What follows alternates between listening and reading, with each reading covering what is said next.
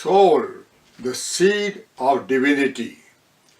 In the Hindu pantheon, soul has been very firmly eulogized. Soul is the most powerful.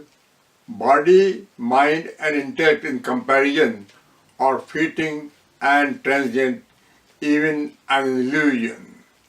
Our body and all material objects are in a constant state of change, but the soul is regarded as eternal and imperishable. Hindu philosophy envisages two types of bodies: the physical or gross body called Thul Sarira and the subtle, invisible body called Sukshma Sarira. Soul has been identified as a subtle, immortal, transcendental Sukshma Sarira. Hindu seers have often referred to a conflict between heart and brain, not the anatomical heart in our bodies, but the soul heart of the Sukshma Sarira. As Swami Vivekananda says, it is the heart which takes one to the highest plane, which intellect can never reach. It goes beyond intellect and what is called inspiration. According to Hindu philosophy, soul is the eternal constituent which is invisible and metaphysical in nature and acts as a vehicle for reincarnation from one body to another. It also carries within it the notations of the past karmas as well as genealogy map of our tendencies, the vasanas. It is the eternal transcendental nature of the soul that kindles the flame of fearlessness or abhaya in human beings. Lord Krishna tells Arjuna, "Thou art the reservoir of omnipotent power. Arise, awake, and manifest the divine within." Knowing the true self, the higher self, is the true knowledge called Para-vidya. Hindu seers are taught to disentangle themselves from the false, superficial ego self, neti, neti, I am not this, and instead to assert, I am that, tat tvam asi. Soul is the divine seed in each being. Death in Hindu philosophy is part of the long, immortal life which has been described as a great journey or Mahaprasthana. Death is a sacred event punctuating intermittently in this Mahaprasthana. Death is considered merely an interlude in the long passage of the soul, one that one should neither fear nor look forward to prematurely. When the karma of this life is over, one passes over to the next journey. Even though the soul has been identified as the true representative of an individual being, the physical body and the death of it have been a subject of great consequence. A Hindu is expected to take full advantage of the precious human life, which is the essential tool for the spiritual evolution of the soul through eons of birth cycles. The soul or Atman is considered to be the seed of divine, which has all the potential to become godlike if nurtured and cultivated properly. As the individual human soul, the Jivatma, becomes more pure, free from the impurities of many tendencies, vasanas, it becomes more divine in nature. Thus, the Jivatma, the individual human soul, has the seed potential of the divine, but is the divine itself.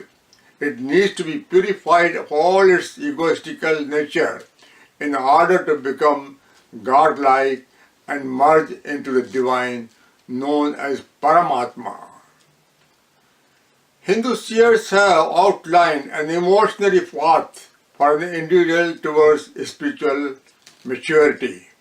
In the words of Satguru Svaya Subramanyam Swami, our individual soul is the immortal and spiritual body of the light that animates life and reincarnates again and again until all the past karmas are resolved and its essential unity with God is fully realized.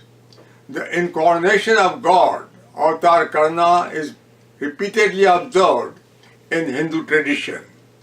These divine souls guide humanity to discover spiritual truths. Acceptance of multiple God incarnations has helped Hindu philosophy to grow continuously and remain ever fresh. This has been the Hindu way. According to Sri Ramakrishna, a God incarnate is like a big ship that can carry many people, while a human saint is like a small boat. A leading senior monk of the Vedanta Temple of New York, Swami Yogatmananda, shared the following anecdote. Once, many devotees met with God and asked him how they all might meet with the divine. God told them that they might ascend the higher ladder of the virtues and austerities and reach him. Ultimately, the devotees then told God how difficult this route would be for most of them, and only a rare few would ever reach this goal. God agreed. The devotees then put a proposal to God for consideration. Would it not be a good idea if instead God would use the same ladder and come down occasionally to meet with many devotees at one time? The concept of eternal soul and reincarnation, although essentially a Hindu doctrine, has many supporters in other faiths too. A cross-section of people that included industrial magnate Henry Ford, renowned author Victor Hugo, Christian Unitarian minister Reverend William Alger, and innumerable others have accepted this philosophy. In fact, in 1990 Gallup poll, it was revealed that the percentage of Christians who believed in reincarnation is about the same in the general population as the percentage of those who do not believe in this concept.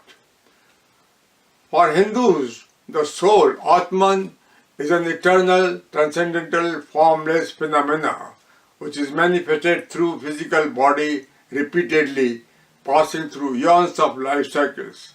According to Hindu philosophy, just as the physical body parts and intellect develops many years of life, so the individual soul, Jivat Atma, which is but a seed of the divine Paramatma, too develops through eons of life cycles.